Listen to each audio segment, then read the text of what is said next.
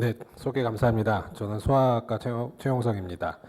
제가 전공하고 있는 거는 이제 미숙아, 어린이 미숙아를 키우는 거고요.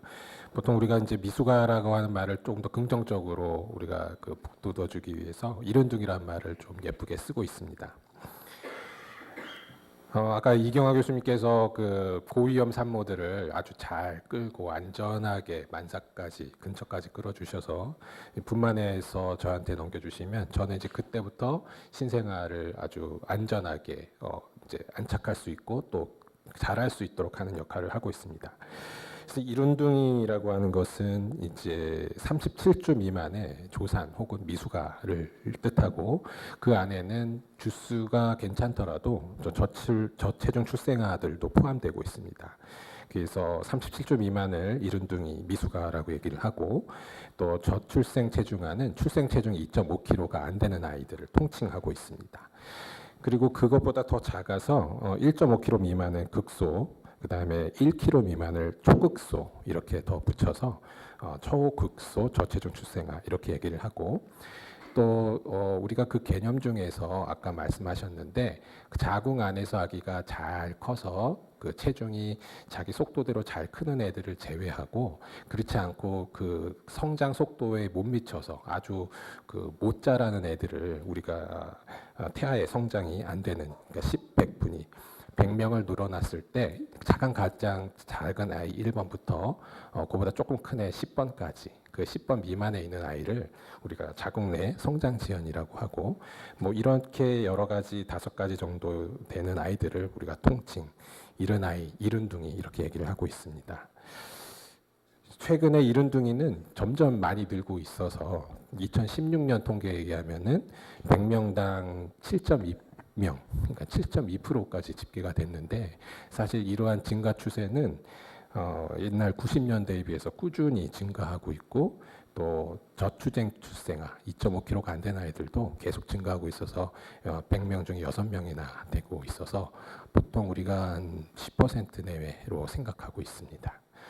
또 하나 특이한 점은 최근에 고령 산모가 늘고 고위험 산모가 늘면서 저체중 그러니까 출생 체중의 평균도 감소하고 있습니다. 이거는 모든 아이들, 그러니까 출생하는 모든 전국의 신생아, 우리나라 신생아의 전체 평균 체중을 본 거거든요. 그래서 93년도에 3,360g이었던 것이 재작년이죠. 2016년 3,200명으로 200g으로 160g이 줄었다 그런 거는 상당히 많이 줄은 겁니다. 그래서 거기에는 고위험 산모의 분포가 그만큼 증가했다는 걸 보여주고 있고요. 아까 그 다태아 말씀하셨죠. 다태아도 난임 뭐 이런 거가 증가하면서 인공수정도 그렇고 뭐 모든 것을 포함해서 다태아의 비중도 많이 증가했습니다. 그래서 과거에 뭐 1.1%로 집계되던 것이 지금 3.9%까지 많이 는 것을 볼 수가 있습니다. 그래서 이게 지금 산모의 평균 나이 증가를 보시는 겁니다. 보시다시피 93년도 27세, 2016년에는 32세 이렇게 해서 많이 늘어났고요. 또 35세 이상의 고령 산모를 이제 그렇게 했을 때 약 26.3%로 예전보다는 많이 증가한 것을 볼 수가 있습니다. 그래서 이와 같이 고위험 산모가 증가하고 이렇게 되면서 이런 이른둥이 아이들의 증가 폭은 계속 늘어나고 있을 때 이 아이들이 어떠한 위험성을 갖고 있고 또 신생아 중환자실에 입원하기 필요한 아이들을 이제 입원시켜서 치료는 하는데 치료한 이후에 아기가 얼만큼 건강하게 혹은 어떤 위험성이 있는가를 이제 좀 말씀을 드리면 첫 번째로 이른둥이의 신경 발달에 대해서 조금 말씀을 드리겠습니다. 그래서 신경 발달이라는 것은 아기의 뇌가 태아 안에서 이제 뇌의 사이즈도 크지만 신경의 어떤 분화 기능도 이와 같이 달라지게 되는데요. 여기 밑에 써놓은 거는 이제 17주, 그러니까 임신 17주에 신경 조직의 분화가 이렇게 엉성한데 원래는 이제 만삭 정도 되면 아기가 이렇게 아주 복잡하지만 정교한 신경 조직의 분화를 가지고 있는데 이렇게 발달을 합니다. 발달을 하는데 만약에 아기가 30주에 나게 되면 이 상태에서 나는 거예요. 그래서 그것이 아기가 이제 점점 변해야 되는데, 즉 발달을 해야 되는데 자궁에서 발달하는 거하고 또 미리 나와가지고 황량한 환경, 아무리 신생아 중환자에서 따뜻한 보육기, 인큐베이터 뭘 해놔도 정말 자궁과는 천지 차이가 되거든요. 그래서 많은 악영향이 있을 수가 있습니다.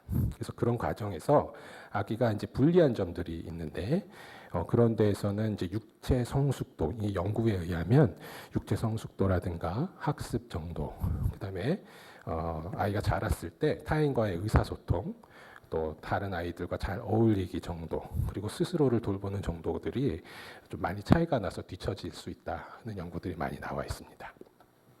또 기타 문제로 어떤 행동 문제, 즉 우리가 잘 알고 계신 ADHD 문제라든가 불안 장애, 또 만약 그 뇌성마비가 있다고 하면 거기에 관련된 어떤 장애들, 혹은 자폐 등의 위험성도 사실은 가지고 있습니다. 그래서 이런 아이들을 어떻게 키울 것이냐. 당장 3개월, 6개월 되면 증상이 나타나지가 않고 천천히 나타나기 때문에 우리가 이제 저희가 특히 저희 병원의 소아 발달 클리닉에서 특히 이제 이은혜 교수님 다음 강의하실 때 신경 발달에 대해서 보고 있는데, 우리 이제 뭐 소아 정신과, 그다음에 소아 재활, 뭐 이런 모든 언어 치료를 다 합쳐서 이와 같은 치료들을 병합하게 될 때 이런 고위험의 그 신경 발달의 장애들을 조금씩 극복할 수 있는 방법들이 있습니다. 그래서 이런 것들이 이제 특히 이른둥이들은 정부에서 2016년부터 3세까지 모든 진료비의 90%를 경감해주고 있습니다. 그래서